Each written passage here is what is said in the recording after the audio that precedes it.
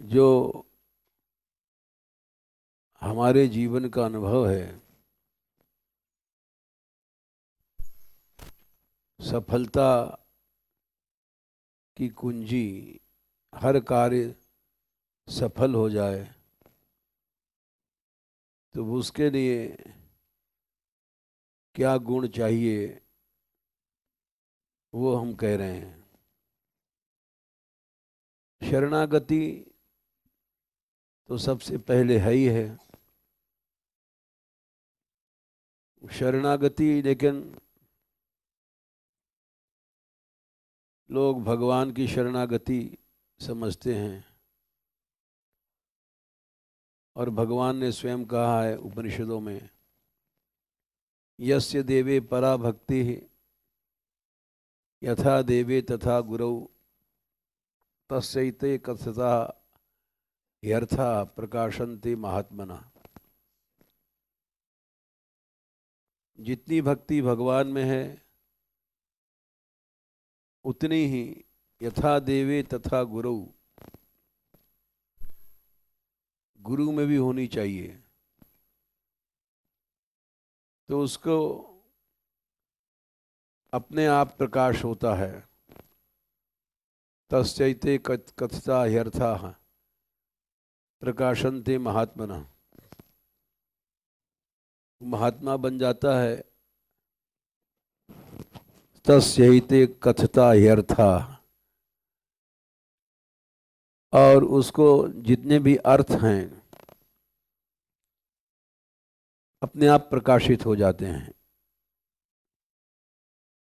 विद्या अपने आप स्फुरित होती है।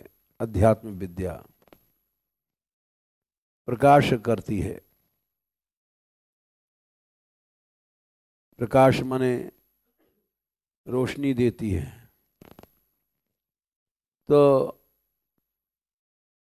वो क्या है? यथा देवे तथा गुरु। जैसे भगवान में उतने ही गुरु में। ऐसा नहीं कि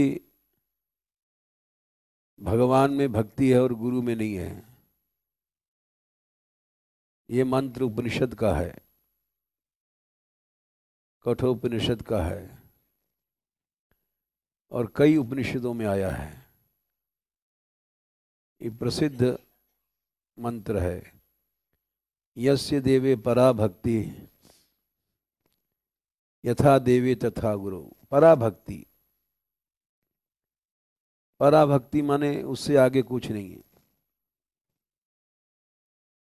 जैसे भगवान में उतने ही गुरु में, तो अपने आप उसको सभी अर्थों का प्रकाशन हो जाता है, और नहीं तो नहीं होता है।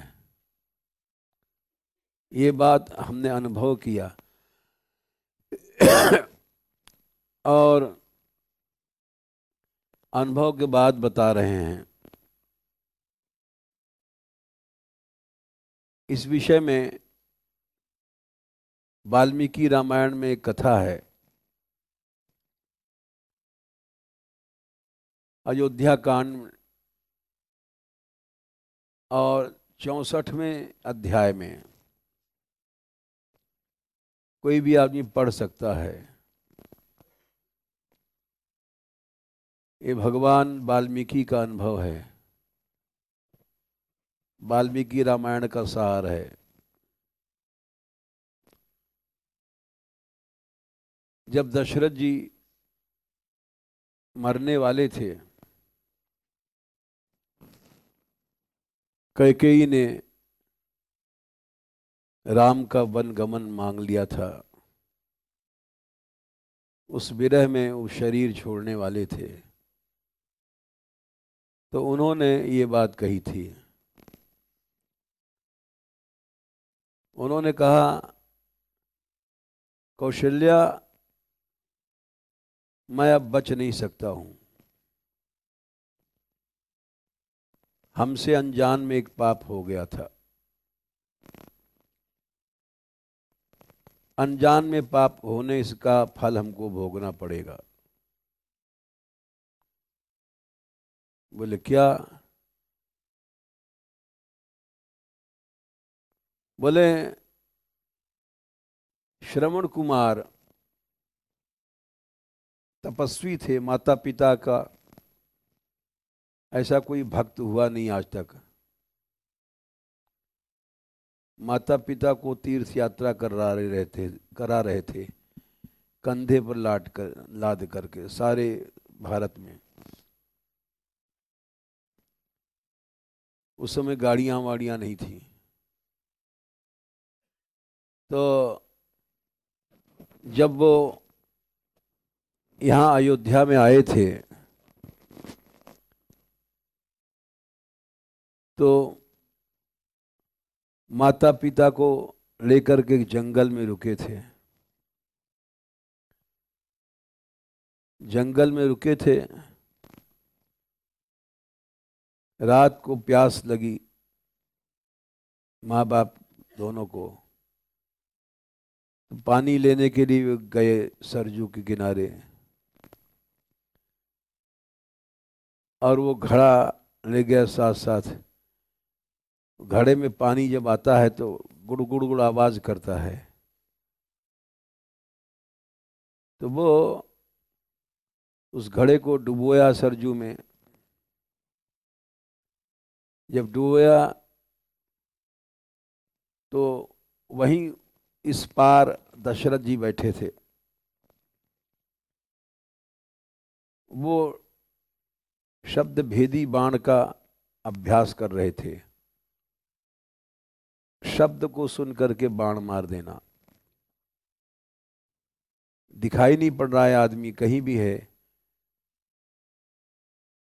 ओटक में है, कोस दो कोस दूर है, बाण मारेंगे जहां से आवाज आएगी वहीं पर जाके लगेगा। उसको शब्द भेदी बाण कहते हैं। वो 7 ताले में है तो भी वो बाण पहुंच जाएगा। आवाज जहां से आई है उसी को मारेगा। तो ये जब पानी भर रहे थे श्रवण कुमार घड़े का, तो गुड़ गुड़ गुड़ शब्द हुआ। दशरथ जी ने समझा कोई जंगली शेर चीता है, तो उन्होंने बाण मार दिया शब्द भेदी। अब वो बाण जाकर के श्रवण कुमार की छाती में लगा और वो हा हा करके गिर पड़े और बोले किसने बाण मारा, मैंने क्या अपराध किया? मुझे अपने मरने का दुख नहीं है, दुख है कि हमारे माता पिता को हम पानी नहीं पिला पाए।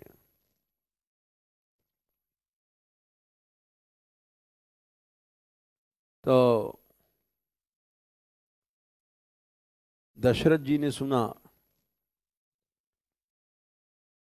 और गए वहां, तो देखा श्रवण कुमार एक ऋषि बालक, छाती में बाण लगा हुआ, मरने जा रहा है। तो इन्होंने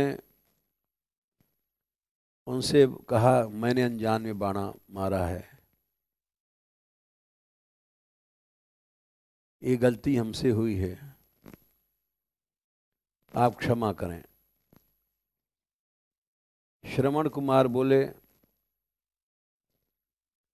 कि मैं ब्राह्मण नहीं हूं, तुम डरो नहीं, ब्रह्म हत्या नहीं लगेगी। लेकिन हमारे पिता वैश्य थे, माता शूद्रा थी, तो उनसे मैं पैदा हुआ हूं, यानी वर्ण संकर हूं। माता शूद्रा है, पिता वैश्य है। उल्टा मात, उच्च वर्ण का पुरुष होता है, निम्न वर्ण की स्त्री होती है तो चल जाता है। स्त्री उच्च वर्ण की है, पुरुष निम्न वर्ण का है, तो विपरीत वर्ण संकर बोला जाता है। फिर भी हमने माता पिता की सेवा किया है,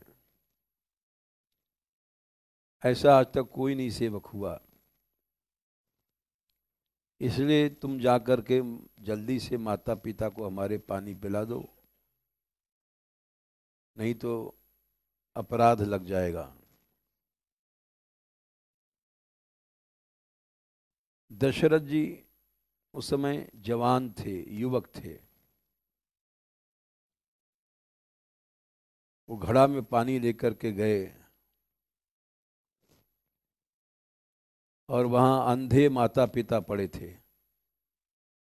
श्रवण कुमार के माता पिता अंधे थे।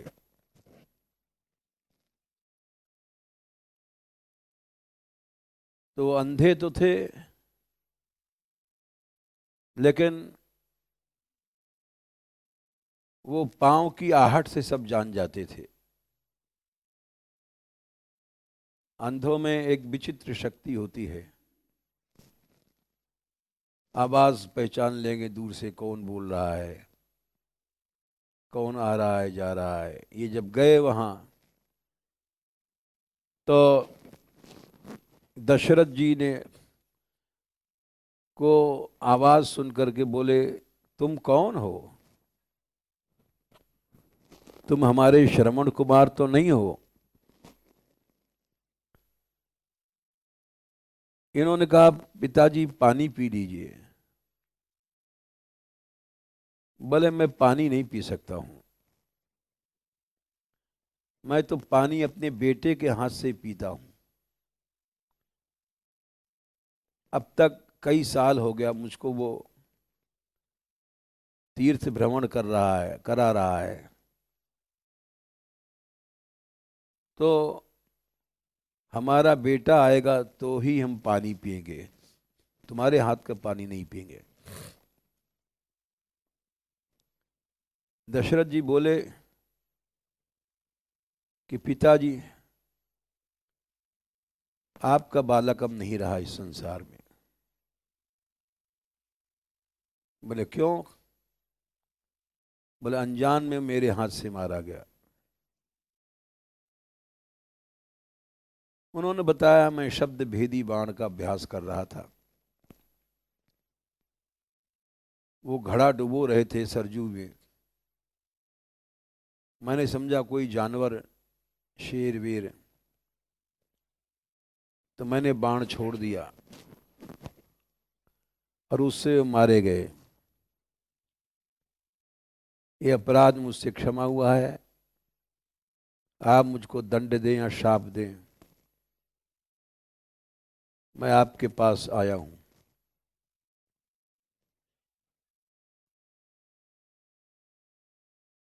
ये बात सुनते ही मान श्रवण कुमार के पिता बोले कि तुमने अपने आप अपना पाप मुंह से प्रकट कर दिया है। यदि अगर नहीं करते तो तुम भी भस्म हो जाते और तुम्हारा वंश नष्ट हो जाता, भस्म हो जाता। कपट करते तो तुम्हारा ही नाश नहीं, तुम्हारे सारे वंश को हो जाता।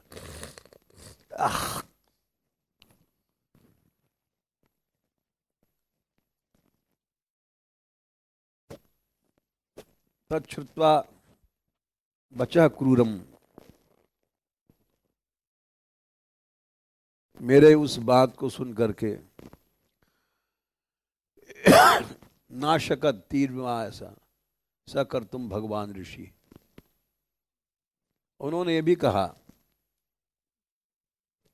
यदि एतद अशुभम कर्म न स्म मे कथये स्वयं भलेन मूर्धा स्मते राजन सद्य शत सहस्रधा। तो तुम्हारे मुंह के सैकड़ों टुकड़े हो जाते सिर के, अगर तुम कपट करते तो। इसी से तुम्हारे मुंह सिर के 100 टुकड़े हो जाते। और इंद्र भी क्यों न हो, वो भस्म हो जाता।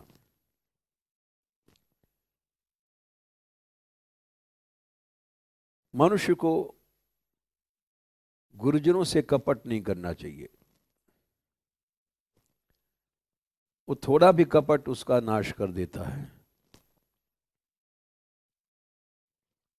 सप्तधा तु भवेन मूर्धा,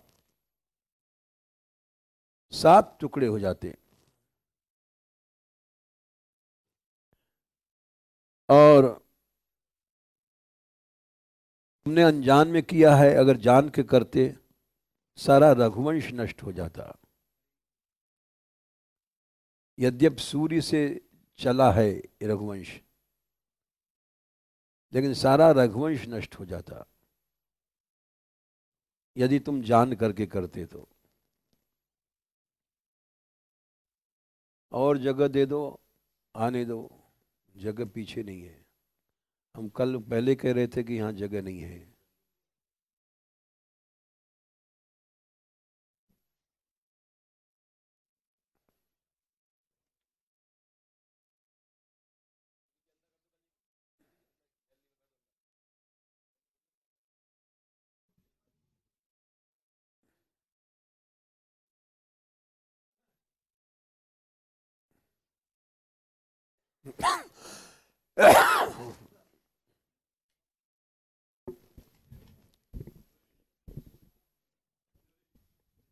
तुम्हारा वंश बच गया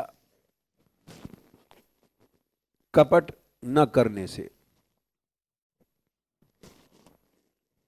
यदि तुमने कपट किया होता तो तुम्हारे सिर के सैकड़ों टुकड़े हो जाते, तुम्हारा वंश नष्ट हो जाता। देखो, अब ये तो पुस्तक की बात है, और अब हमारा अनिष्ट नहीं कर पाओगे तुम। दशरथ जी, तुमने हमारे लड़के को मार दिया,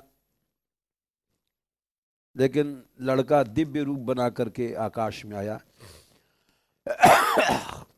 और इंद्र साथ में आए, इंद्रलोक को गया, और माता पिता भी गए साथ। उस लड़के को सदगति मिली, लड़के के प्रभाव से माता पिता को सदगति मिली। उसके निष्कपट होने से, उसकी निष्कपट भक्ति के प्रभाव से कुछ अनिष्ट नहीं हुआ, कल्याण हुआ। और यदि कपट करते दशरथ जी, तो स्वयं तो सैकड़ों टुकड़े सिर के हो जाते, सारा रघुवंश नष्ट हो जाता। इसलिए मनुष्य को गुरुजनों से या तो गुरु बनावे नहीं, किसी को बनावे तो उससे कपट नहीं कर रहा है, न उसका सारा जप तप नष्ट हो जाता है, साधन नष्ट हो जाते हैं। हमारे यहाँ की कुछ ऐसी घटनाएं हैं जो हम बता रहे हैं। इस मामले में पंडित जी हैं, उनके जीवन की सच्ची घटना है। ये पहले पढ़ते थे वृंदावन में, विद्यार्थी जीवन में, लेकिन ये बचपन से थे निष्कपट। चार आना भी खर्च नहीं करता हमसे बिना पूछे। अभी आए थे यहाँ, कथा का सब पैसा जबरदस्ती लाए, हाथ से छुआ के ले गए। वो बिना बताए एक पैसा भी अपने इस्तेमाल में नहीं करते,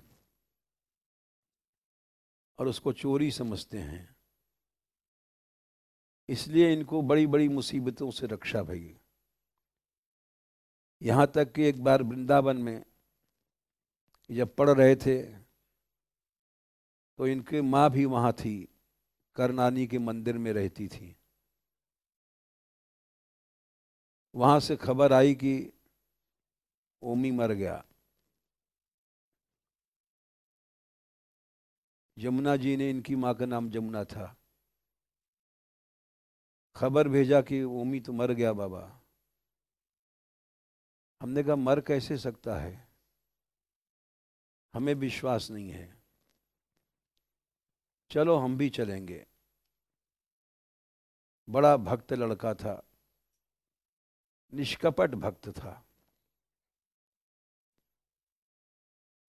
हम दोनों गए टिकट लेके बस से, और वहाँ जब मंदिर में पहुँचे तो वहाँ देखा ये पलंग पर बैठे थे ओमी। तो हमने कहा कि मंदिर वालों से कहा तुमने गलत खबर क्यों दिया कि ये मर गए हैं। बोले गलत खबर नहीं है, वहाँ भी मंदिर वाले हैं, ये सब बातें जानते हैं, ये सच में मर गए थे। मरने के बाद इनको कुछ देर बाद ये होश में आया और जी गया अपने आप। तो हमने कहा भाई ये क्या घटना है। ये बोले मैं मर गया था, अब मुझको इतना याद है, ऊपर ले गए लोग और वहाँ एक बड़ी सभा थी सिंहासन पर कोई बैठा था। वहाँ पर हमने देखा कि उस सभा में आप आए हैं। बाबा बाबा कह करके मैं चिल्लाया, मैं यहाँ कहाँ आ गया बाबा। तो फिर आपने कुछ कहा, उस पुरुष ने कहा ले जाओ इसको नीचे। तो उन लोगों ने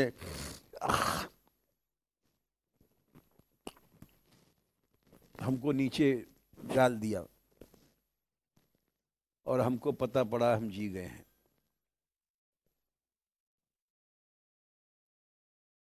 तो इतनी बड़ी जो घटना थी, सभी मंदिर वालों ने अब तक याद है उनको।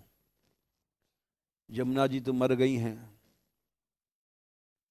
लेकिन वो होती तो सुनाती इस घटना को विस्तार से। पंडित जी को तो याद है ही है। इस तरह से उनका पुनर्जन्म हुआ। उसका मूल कारण यही है कि वो कथा में से आते हैं तो 2 पैसा भी पास में नहीं रखते। वो लाएंगे यहीं, छुआ देंगे हाथ में हमारे, हम पैसा वैसा नहीं रखते हैं। लेकिन उनमें कपट नहीं है कि ये चीज़ हमारी है, ये हमारा पैसा है। और भी बहुत सी गलतियां होती हैं मानव शरीर से, लेकिन वो छिपाते नहीं हैं। एक ही नमूना है, कभी भी आज तक छिपाव नहीं है। एक तो ये उदाहरण है, इससे उल्टा उदाहरण भी एक है। जिन लोगों ने कपट किया उनको श्री जी ने ब्रज से बाहर निकाल दिया। ऐसा लगता है कि ब्रज में आना मुश्किल है। यद्यप सोचते हैं कि हम ऐसा करेंगे, अब वृंदावन में जमीन लेंगे, ये करेंगे वो करेंगे, लेकिन ऐसा सोचते ही सोचते सालों बीत गए। कपट का फल दिखाई पड़ा और ब्रज गया, सत्संग गया, जीवन में भजन साधन चला गया, सदा के लिए चला गया। वो भजन की स्थिति तो आ ही नहीं सकती जो पहले थी। घंटों नृत्य करना, घंटों आराधना करना, वो बात इस जीवन में आ नहीं सकती। सोचने से क्या होता है, ये तो आराधना भगवान देता है तब आती है जीवन में। तो इसलिए दोनों तरह के उदाहरण हैं हमारे यहाँ। जो इसको पालन कर रहे हैं उसका भी उदाहरण है, उनका पुनर्जन्म सा हुआ, और जो नहीं पालन कर रहे हैं उनको ब्रज का बाहर श्री जी ने भेज दिया, और शायद इस जीवन में आराधना अब आनी नहीं है, सदा के नष्ट हो गए। कई उदाहरण हैं, जिन जिन लोगों ने कपट किया वो सदा के लिए चले गए, बरसाने में हैं भी और नहीं भी हैं। श्री जी ने उनको बरसाने से बाहर कर दिया। तो इसलिए ये कथा हमने सुनाई, क्योंकि ये बाहर के दो महिलाएं हैं, जा रही हैं वहाँ बाहर मायापुर में। तो ये बोले कुछ आपसे पूछने आई हैं, तो हमने कहा आज हम एक कथा सुनाएंगे दशरथ जी की, वो सुन लो तो अच्छा है। क्योंकि भगवान राम, रामायण देना,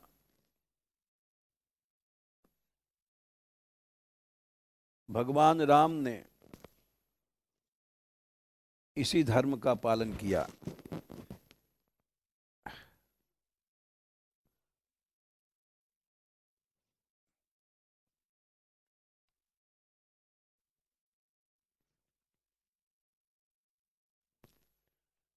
भगवान राम ने निष्कपट गुरु धर्म का पालन किया और यही सिखाया। भगवान राम जब पुष्प वाटिका में गए थे, सीता जी को देखा था, तो उन्होंने सीता जी की ओर मन खींचा था, और बात करते करते जब गुरु के पास आए तो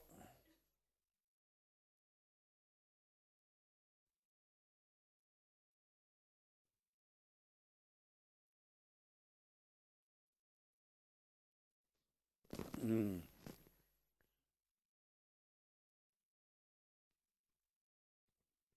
234 है, हाँ 37 होगा।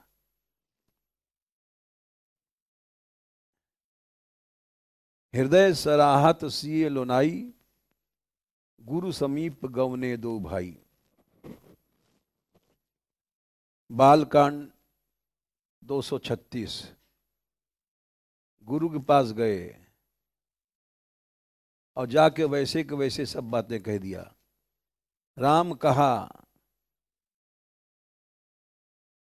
सच कौशिक पाही, सरल स्वभाव छुअत छल नाही।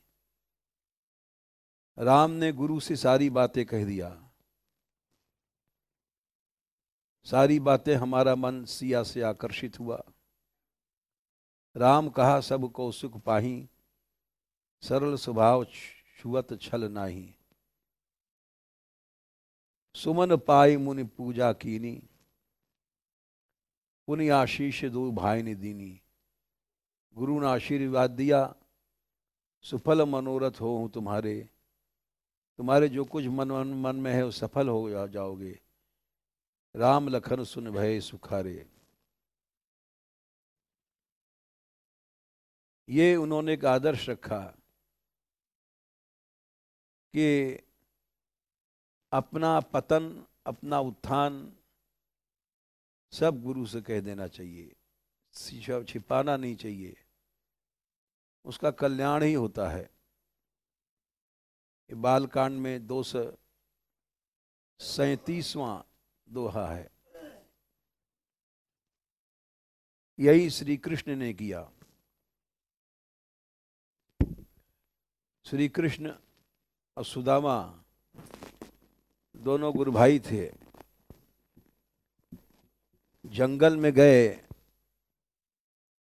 गुरु माता की आज्ञा से लकड़ी बीनने। वहां पानी की वर्षा भई। गुरु माता ने कुछ चना दिया था, भूख लगे तो खा लेना। लोग कहते हैं सुदामा ने सब खा लिया। एक पेड़ पर चढ़ गए थे जंगल में जानवरों से बचने के लिए,